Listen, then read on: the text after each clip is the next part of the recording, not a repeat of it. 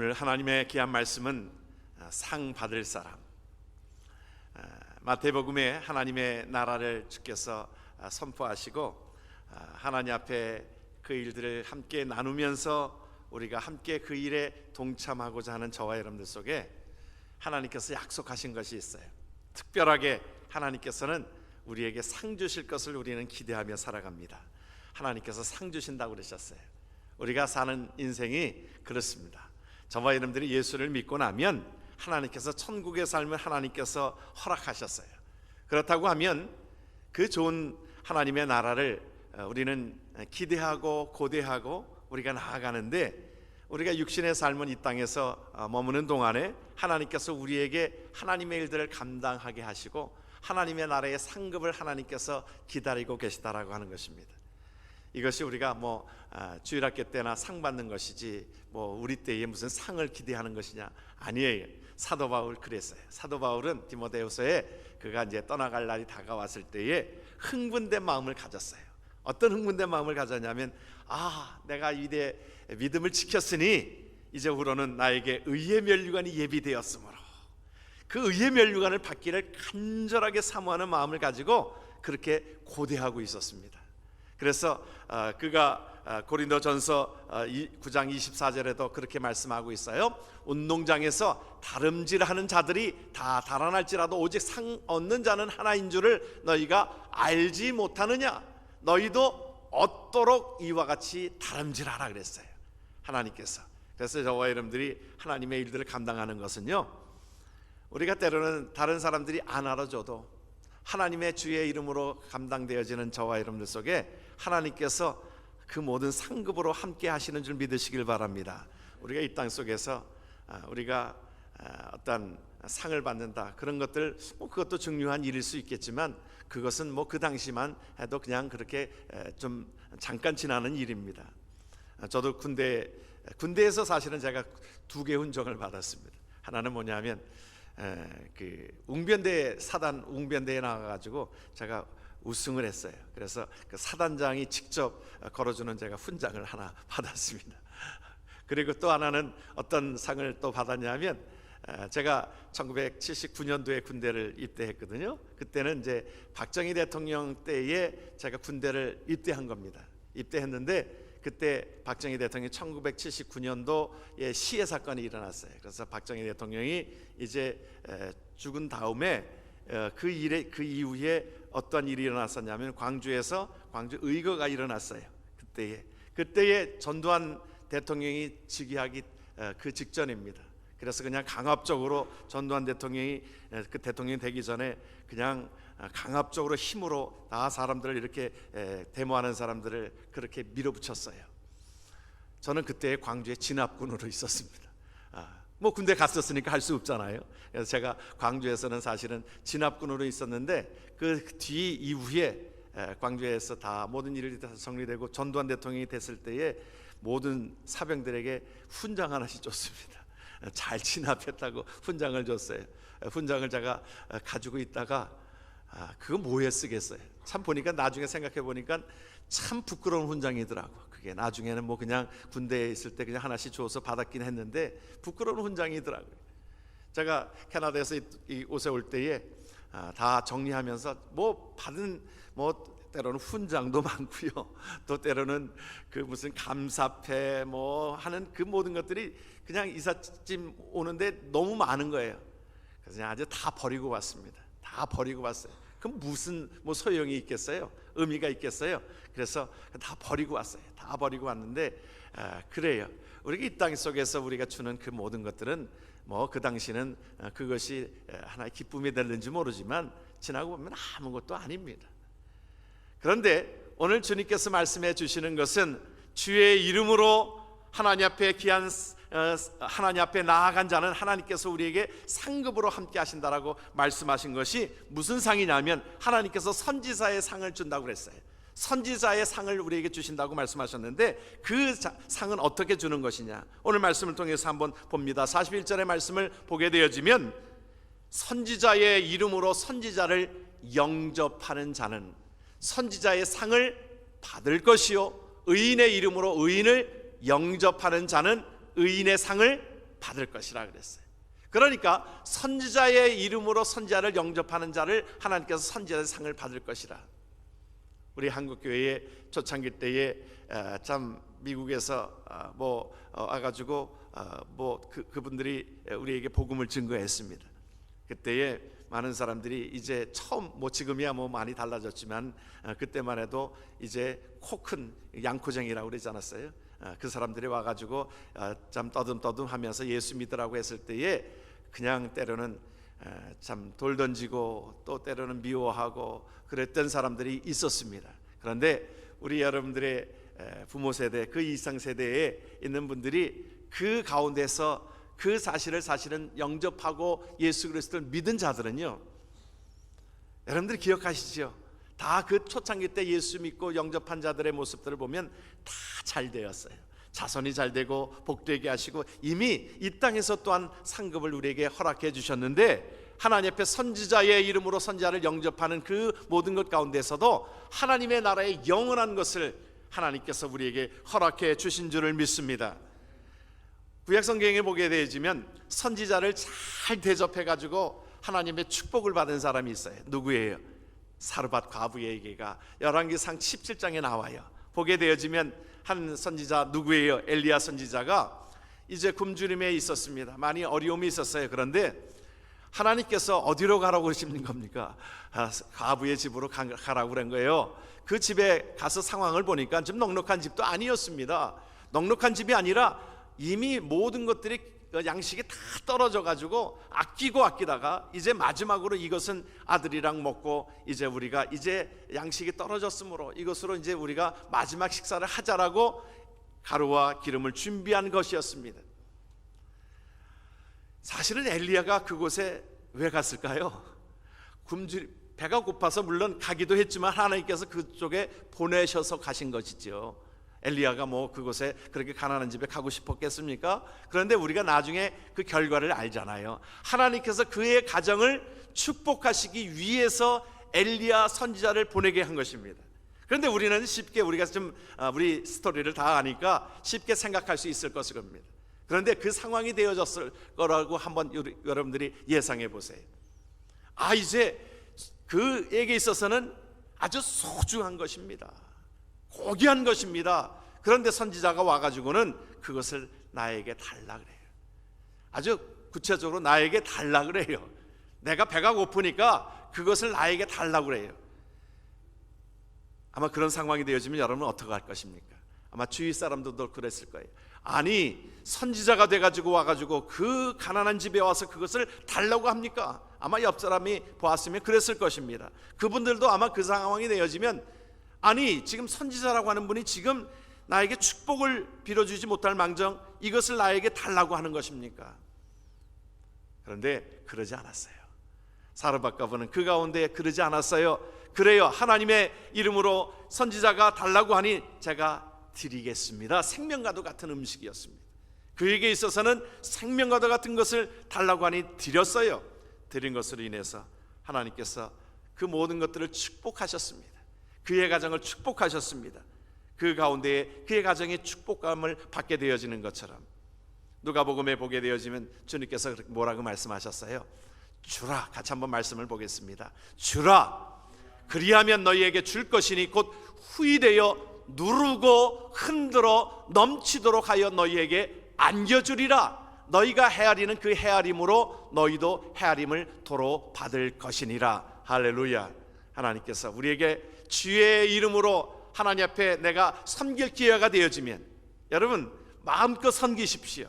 하나님 앞에 우리가 어떤 기회가 되어지면요 육신적으로는 부담이 됩니다. 우리가 육신적으로는 부담이 되어지는 것은 하나님께서 나에게 영적으로 축복하시라는 그러한 귀한 마음을 가지고 여러분들 기회 있을 때에 마음껏 섬기시길 주의 이름으로 축원합니다. 아멘 소리 좀 크게 하세요. 내가 하나님 앞에 그렇게 하겠다는 고백이 아닙니까? 여러분 우리가 성경은 성경이고 나는 나다 그렇게 생각하시면 안 되고 성경의 말씀은 이미 하나님께서 그 모든 것들 속에 그 말씀들을 하나님께서 우리에게 주고 계셨고 그렇게 섬기는 자들이 잘되게 하시는 하나님의 은혜를 보게 되어집니다. 오늘 말씀에서도 그렇게 말씀하고 있잖아요. 또 누구든지 제자의 이름으로 이 소자 중 하나에게 냉수 한 그릇이라도 주는 자는 내가 진실로 너희에게 이르노니 그 사람이 결단코 상을 잃지 아니하리라. 여러분, 여기에 주님의 간절한 모습이 있잖아요. 제자의 이름으로 하나님 앞에 냉수 한 그릇이라도 주는 자는 내가 진실로 너희에게 이르노니 그 사람이 결단코 상을 잃지 아니하리라고 말씀하고 있는 것을 우리에게 보여주고 있습니다.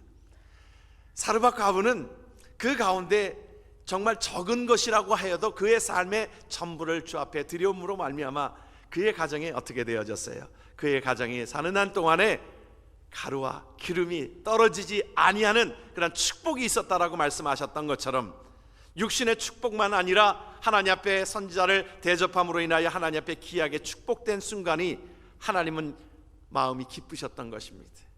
그래서 하나님께서 그의 가정의 모든 것들을 축복해 주시는 역사가 오늘 하나님께서 선지자를 잘 대접함으로 하나님 앞에 축복받은 귀한 가정 사르밧 과부의 이야기를 하나님 앞에 말씀으로 적혀놓고 있는 것입니다. 여러분, 그렇잖아요. 부모도 자식이 뭘 이렇게 갖다 주면 감격하잖아요. 우리가 저는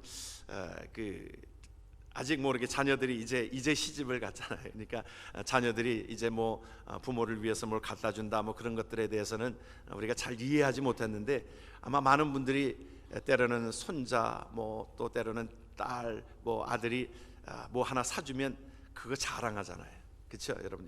이거 내 아들이 준 거야, 내 아들이 사준 거야, 내 딸이 사준 거야. 사실은 다 많이 베풀었는데도 저도 한 가지 자랑을 할게요. 이번에 우리 딸내가 왔잖아요. 이제 결혼하고 이제 처음 왔잖아요. 와가지고는 와서 저한테 시계를 하나 선물을 하더라고요. 와가지고 어디 가서 사왔는지 선물을 하는데 저는 그냥 시계 보통기 월마트 같은 데서 10불, 20불짜리 이렇게 잘 차고 다녔거든요. 저는 이 뭐 그냥 몸 자체가 명품이라 그냥 아무거나 차도 저는 명품이라고 생각했기 때문에 주로 그냥 월마트에서 10불, 20불짜리 찾는데 이번에 시계라고 하나 이렇게 가지고 왔어요. 그러면서 거기다가 보니까 그 영수증까지 하나 놓더라고요. 영수증까지 하나 놓는데 보니까 아빠 이게 마음에 안 들면 바꿔도 된다라고 영수증까지 거기다 놓았어요. 그래서 가격을 딱 보니까 거기 영수증에 가격이 나와 있어요. 150불짜리더라고요. 그래서 야, 내가 이 150불짜리 시계를 차도 되냐? 아빠, 저 좋은 시계 하나 차라는 거예요. 그래서 시계를 제가 하나 선물을 받은 게 이 시계입니다. 이게 골치 아픈 시계인데 이게 자꾸 이렇게 보게 되어지고요. 이게 자꾸 이렇게 내세우고 이게 어떤 시계냐고 물으면 이거 우리 딸이 사준 시계야. 제가 그렇게 하려고 자꾸 시계를 보입니다. 또 여러분에게 또 자랑하는 거 아니에요? 그런데 딸내 갈 때에 제가 봉투에다가 돈을 넣었어요. 얼마를 넣었을까요? 500불을 넣었어요. 그렇잖아요. 딸은 수지 맞은 거지요, 뭐. 그런데 뭐 그것을 바라려고 한 것이 아닐 거예요. 그런데 부모 마음은 그 조그만 거 받고서도 그냥 넉넉하게 주고 싶은 마음이 있는 것처럼 하나님의 마음이 그런 것 같아요. 하나님께서 주의 이름으로 하나님 앞에 하나님을 감격시키게 되어지고 하나님의 나라를 위해서 우리가 애쓰고 선지자를 하나님께서 보낸 선지자 아닙니까? 하나님께서 이 선지자라고 하는 것은 선지자의 모든 것들은 하나님께서 보내신 대사와 같은 존재지요. 대사는 어떤 존재입니까? 그 나라를 대표하고 있어요. 그 대사를 잘 영접하고 그 나라에서 그렇게 하면 그 대통령을 대접한 것처럼 그런 마음을 갖는 것처럼 하나님의 마음은 그런 것입니다. 하나님의 이름으로 주의 이름으로 하나님 앞에 그 제자들을 너희들을 섬기는 자들을 내가 갚아줄게 하시는 말씀이 냉수 한 그릇이라도 주의 이름으로 베푸는 자는 내가 기억되고 하나님 앞에 하나님의 나라의 상을 내가 결단코 하나님 여기 강조하신 것이 뭐냐면 진실로 너희에게 이르노니 그 사람이 결단코 상을 잃지 아니하리라. 하나님의 마음인 줄 믿으시길 주의 이름으로 축원합니다. 하나님께서 그러므로 인하여 그의 가정을 하나님께서 복되게 하시고 하나님께서 축복하셨습니다. 사무엘하 7장을 보게 되어지면 다윗이 어떤 마음을 가졌냐면 사실은 다윗 때에 성전을 짓지는 못했습니다. 그런데 그 마음이 자기가 백항목궁의 왕궁에 거하면서 하나님의 전이 아직도 텐트 속에 있는 것에 대해서 하나님은 텐트 속에 계신 것은 아니었지만 모든 곳에 계셨지만 하나님의 성전이 저렇게 그냥 텐트 속에 있는 것에 대해서 마음을 아파하고 그러했었습니다. 그래서 그렇게 고백해요. 나는 백향목교에 거하거늘 하나님의 궤는 휘장 가운데 있다. 그 마음을 가졌을 때에 그 마음만 가졌는데 하나님은 그것을 기뻐하셨습니다. 기뻐하셔서 뭐라고 말씀하셨냐면 내 이름을 위대하게 만들어 주리라. 명예를 주시겠다라고 약속하셨어요.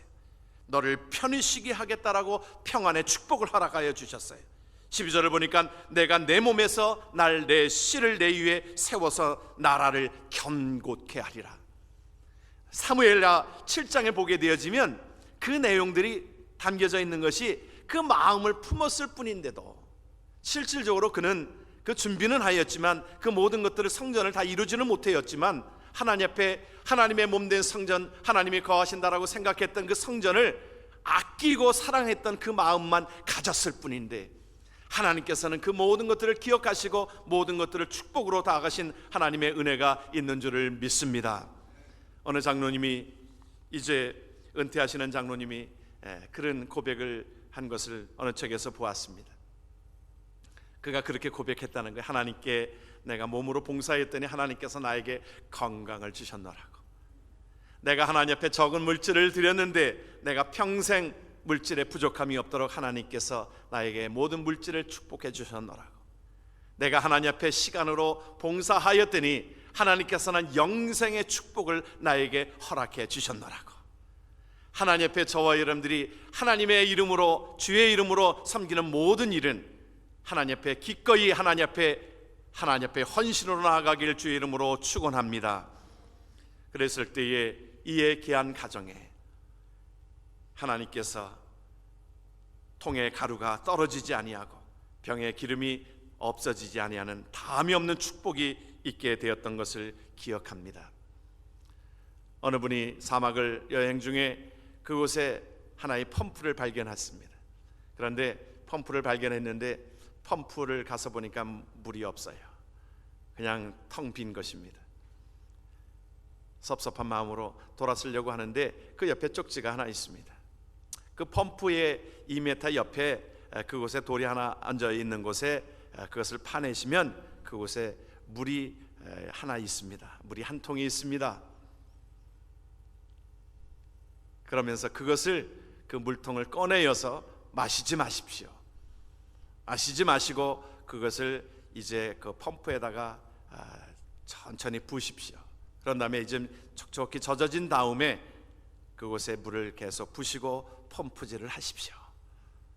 그러면 물이 계속 쏟아질 것입니다. 그리고서는 물을 흠껏 드시고 가실 때는 그 통에다가 물을 가득 채워서 동일한 방법으로 그곳에다가 넣고 그곳에 위에 씌우고 그 위에다 돌을 하나 얹어 놓으십시오. 그것을 우리는 뭐라고 그럽니까? 우리는 마중물이라고 그래요. 그렇죠? 마중물이라고 하는 것은 그것입니다. 그것을 그냥 놔두면 많은 사람들이 그것을 보고 유혹을 느껴서 그것을 다 먹을까 봐 그곳에 그렇게 조용하게 써 붙인 것입니다. 하나님 앞에 우리가 나아갈 때에 하나님께서 우리에게 헌신을 요구하시는 것은 하나님께서 마치 마중물과도 같이 하나님 앞에 드려지는 그 마중물로 인하여 우리의 삶이 풍성하게 넘치도록 하게 하시려는 하나님의 뜻이 있게 되어지는 줄을 믿습니다. 그래서 우리가 잠깐 보이는 그 유혹 때문에 그것을 마셔버리는 것이 아니라 하나님을 향하여 그 말씀에 그 모든 것들을 헌신으로 부어드렸을 때에 하나님께서는 우리에게 축복으로 다가오시는 것을 경험하는 귀한 자들 되기를 주의 이름으로 축원합니다. 하나님의 축복의 특징은 먼저 줄 때에 축복하신다는 것, 때로는 적은 것이라도 하나님 앞에 드려졌을 때 많은 것으로 우리에게 축복하신다라고 하는 사실입니다. 마태복음 25장에서도 주님께서 우리에게 말씀해 주셨어요. 하나님께서 뭐라고 말씀하셨어요? 이제 내가 하나님 앞에 심판 때에 내가 추릴 때에 내가 마실 것을 주었고, 내가 목마를 때에 마실 것을 주었고, 추릴 때에 먹을 것을 주었고, 옥에 갇혔을 때에 나를 돌아보았느니라. 그러니까 뭐라 그래요? 아니 내가 어떻게 주님을 그런 적이 없는데요. 그러니까 그렇게 얘기합니다. 내가 진실로 너희에게 이르노니 너희가 내 여기 있는 내 형제 중에 지극히 작은 자 하나에게 한 것이 곧 나에게 한 것이라. 하나님께서 말씀하고 있는 것이 우리가 곳곳에 주의 놀라운 은혜와 사랑이 필요한 자들에게 하나님께서는 저와 여러분들을 통하여 사용되어지기를 주의 이름으로 축원합니다. 또한 하나님 앞에 의인의 상을 받은 사람이 성경에 나와 있습니다. 누굽니까? 우리가 기억하시는 대로 우리는 아브라함을 들을 수 있습니다. 아브라함은 그가 창세기 18장에 보게 되어지면 그가 보통 이제 중동지방은 정오 때가 되어지면 날이 뜨거우니까 낮잠을 자는 시간입니다. 그런데 그때에 세 사람이 아브라함의 집을 방문했습니다. 그런데 쉴 시간에, 이제 잠을 잘 시간에 아브라함은 어떤 모습으로 나왔냐면 정말 그들을 섬기는 마음으로 나왔어요. 섬기기 위해서 와가지고는 어떻게 합니까? 사실은 그 당시에 섬긴다라고 하는 것이 발 씻은 물을 내다 주고 그 사람들을 집으로 모셔드리고 그들에게 먹을 것을 제공하고 그들에게 송아지를 잡아서 먹을 것을 제공하였다고 하는데, 그들에게 정중하게 아브라함은 그들에게 꼬박 절을 하고 자기 집에 들어오게 하였습니다. 사실은 아브라함을 하나님께서 믿음의 조상 되게 하셨는데, 저는 그 이유들을 사실은 여기에서 찾을 수 있을 것 같아요. 아브라함은 그의 삶 속에 하나님께서 창세기 12장에 하나님께서 아브라함을 택하셔서 복의 근원 되게 하시지 않습니까? 그런데 하나님께서 그 모든 것들 속에 하나님의 은혜로 우리가 해석할 수밖에 없는 것이, 아브라함이 뭐 여러 가지로 잘났느냐 뭐 했느냐 그런 사실들이 없이 하나님께서는 아브라함을 택하셔서 복의 근원 되게 하셨다고 그랬어요. 그런데 가만히 보게 되어지니까 아브라함이 실수도 많아요. 그런데 아브라함에게 있어서 한 가지 귀한 특징 중에 하나는 섬기기를 좋아한 사람입니다. 정말 섬기기를 좋아한 사람이에요. 그의 가족은 모든 자들이 섬기기를 좋아하는 가정이었습니다. 여러분, 아들 이삭 그 아내를 맞이할 때에 조건이 무엇이었어요? 조건이 무엇이었냐면 섬기는 자를 데려오라는 겁니다. 섬기는 자를 데려오라. 그래서 그가 그 가운데 종을 보내가지고 나갔는데 그 종을 대접한 사람이 있었습니다. 그 사람을 이삭의 아내를 데려오기 시작합니다. 사라를 만나게 되어졌어요. 그런데 보니까 그 섬기는 모습이 얼마나 이쁘게 나오냐 하면, 그곳에 나에게 물을 달라고 그랬어요, 종이. 그랬더니 그 여인이 나와가지고는 사라가 무엇을 하냐면 그 낙타에게도 내가 먹을 것을 물을 주겠습니다 그랬어요. 아니, 낙타는요 보통 이 중동지방에서 온 것이 낙타 10마리를 데리고 왔잖아요. 낙타에 물이 무슨 뭐 한 바가지 주어서 될 일이 아닙니다. 그리고 당시에 그 우물에서 물을 길어오는 게 이게 지금처럼 수돗물을 콱콱 틀어놓은 것이 아니잖아요. 그 가운데 물을 길어가지고 그것을 하는데 꽤 많은 시간이 걸렸을 것입니다. 그런데 그 여인은 섬기기를 좋아했어요. 그래서 내가 이 낙타에게도 내가 물을 주겠습니다. 결국에는 그 섬김으로 말미암아 믿음의 조상 되게 하는 아브라함의 며느리가 되게 되고 이삭의 아내가 되어지는 그런 놀라운 은혜를 그의 가정 속에 섬기게 된 것처럼, 아브라함은 그 모든 것들을 그의 가족이 되는 모든 조건들 가운데 섬기기를 좋아하는 사람을 픽업했습니다. 하나님의 놀라운 역사를 이루게 되어지지요. 섬길 기회가 있을 때 얼마나 힘들었겠어요. 여인이 그 가운데 물을 길어다가 그것을 주고 하는 것이 얼마나 힘들었겠어요. 그러나 아브라함, 이삭, 야곱, 요셉은 그 가운데 섬기기를 좋아했던 그러한 귀한 자들로 인하여 하나님의 나라가 확장되게 된 줄을 믿습니다. 그래서 그 아브라함의 가정은 얼마나 큰 축복들을 받았습니까? 무엇을 만났어요? 그 가운데 부지 중에 천사를 만났습니다. 히브리서는 그렇게 얘기하고 있어요. 손님 대접하기를 잊지 말라. 이로써 부지 중에 천사들을 대접한 이들이 있었느니라. 아브라함을 지칭하고 있거든요. 천사를 대접한 거예요. 그가 천사를 기다리는가 아닙니다. 모든 사람들에게 주의 이름으로, 하나님의 이름으로 섬기기를 좋아했던 아브라함에게 있어서 하나님께서 하나님께서 다가오셔서 하나님 그와 함께 하신 이 천사들을 대접하게 되어지는 역사가 있게 되어졌고요. 또 한 가지는 뭐예요? 그 아들이 없었어요. 대를 이을 아들이 없었잖아요. 그때에 100세 때에 하나님께서 그 천사들을 보내셔서 천사들이 그 모든 것들을 예언하고 하나님께서 아들을 이제 너의 가정에게 있게 하겠다라고 하는 굿뉴스를 전해주게 되어집니다. 하나님의 놀라운 은혜가 넘치게 된 것이지요. 하나님 앞에 저와 여러분들이 주의 이름으로 섬김으로 인하여 하나님 앞에 선지자를 대접하고 의인들을 대접함으로 선지자의 상을 또한 하나님 앞에 의인의 상을 흠껏 받는 귀한 자들 되길 주의 이름으로 축원합니다. 그래서 주님께서 우리에게 구제를 좋아하는 자는 뭐라고 말씀하셨냐? 풍족하여질 것이라 그랬어요. 남을 윤택하는 자는 자기도 윤택하여지리라 말씀하고 있습니다.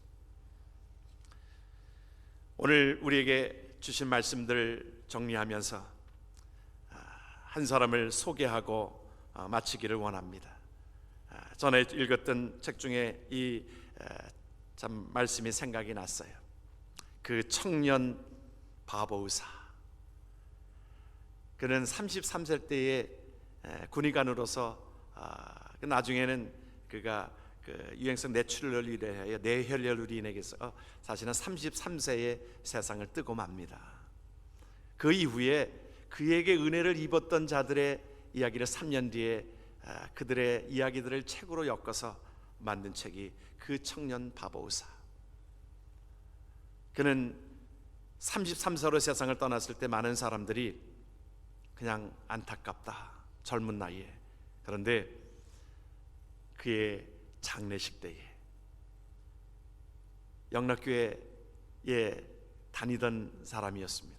영락교회에서 그 장례식을 치르는 데에 한경진 목사님 이후로 아주 제일 많은 조문객들이 찾아왔는데 4,000명이나 되는 사람들이 그를 애도하면서 찾아왔다는 것입니다. 그러면서 그들이 함께 은혜를 입었던, 짧은 생에 33세를 살았지만, 예수님처럼 정확히 33세를 살았지만 그의 삶은 예수님처럼 살았던 삶을 많은 사람들에게 보여주고 있습니다. 스티그마라고 하는 것은 흔적, 예수님의 흔적이지요.